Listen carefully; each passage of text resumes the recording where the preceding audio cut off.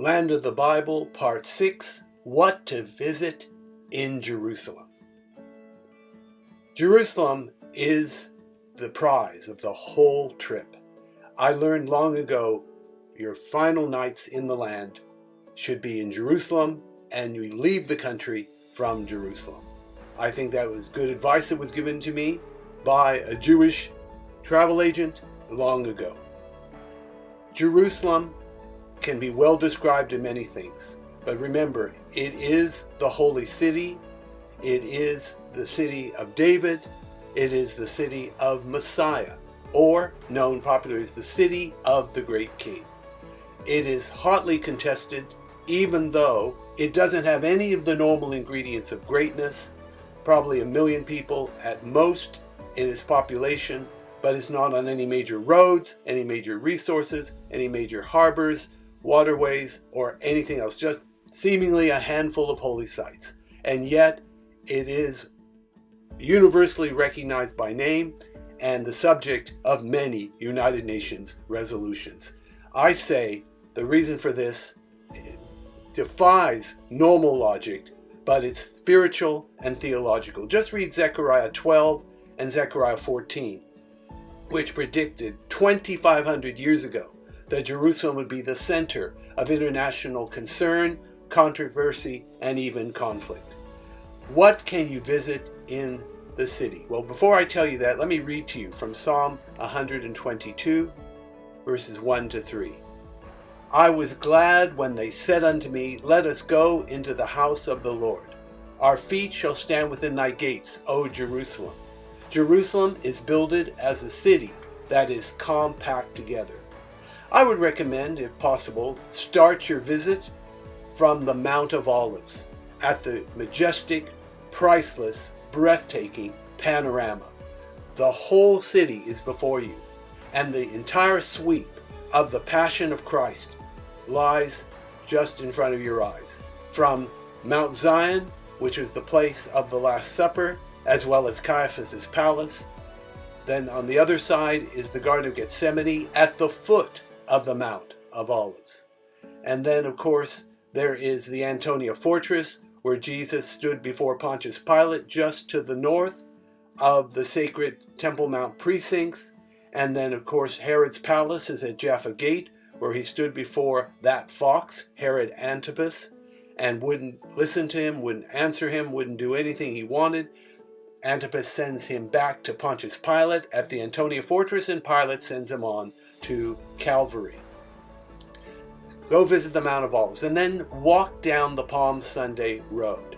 There you'll find on your right a teardrop church and chapel called Dominus Flevit, which is Latin for the Lord wept. This is the proximate location of where Jesus saw the city of Jerusalem on his triumphal entry, and he wept, knowing what lie ahead because of their rejection of him, which is only temporal, because the same city that rejected him will therefore welcome him, we're told. Blessed is he who comes in the name of the Lord. Then continue further down the Palm Sunday Road to Gethsemane, Church of All Nations. Beautiful olive trees there. Are they the originals? Well, can't say, but they are very much, very much part of the furniture there at the Church of All Nations, and they're fenced off. You can't actually walk to the trees, but you can go into the church where there's the Rock of Agony, a Crusader Great, and some very beautiful mosaics of what happened in that place. It's not uncommon to do the Bible reading of what happened at Gethsemane and the emotions well up inside. Of course, go visit the old city of Jerusalem. There's so much to see there. One of the key places is the most sacred space in the world, known in Arabic as El Haram el-Sharif, known in English and to much of the Western world as the Temple Mount. It is the most hotly contested piece of real estate in the world. But this is the place of both Solomon's temple, Herod's temple, and when we say Herod's temple, we mean the temple in the time of Jesus. So much sacred memory and history in that place, it's beyond calculation. Next to it is the Western Wall, also known in the past as the Wailing Wall. It is very sacred not just to Jewish people. Now, all kinds of people are going up and praying at the Western Wall, including politicians. Next to it is the Temple Wall, or Western Wall Tunnel, I should say, and this is worth visiting, especially the big stone, which is 15 meters long. One stone, 15 meters long, 550 tons. This stone represents Jerusalem in cameo. And then, what else can you see? The Church of the Holy Sepulchre, I personally recommend. It's Christendom's most sacred space. Not all evangelicals, Pentecostals are comfortable because it's very old-fashioned. It dates back to the Crusader era, but the original church was built in the 4th century AD by the Emperor Constantine. It is part of our heritage. It's worth visiting, but also go and visit the Garden Tomb, which is a very much favorite place for many. And as I said in the previous video, have communion there. I also recommend walking down the Via Dolorosa, tradition of course, but it's worth it. Just the sanctity of so many people walking that road and praying and praising God. It is special. And then there is the city of David, highly recommended.